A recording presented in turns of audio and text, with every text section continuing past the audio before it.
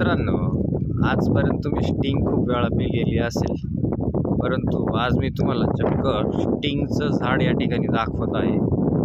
हे अतिशय दुर्मिळ झाड असतं मित्रांनो. शक्यतो हे झाड अतिशय विस्तीर्ण जंगलामध्ये वगैरे मिळतं, ज्या ठिकाणी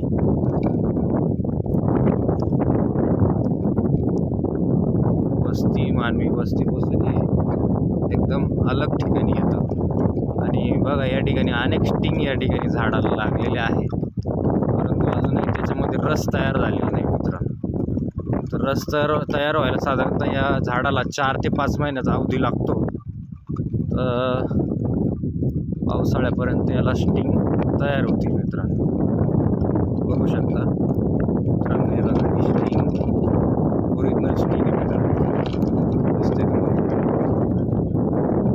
तर अशा स्टिंग्स या ठिकाणी या झाडाला लागलेल्या आहे.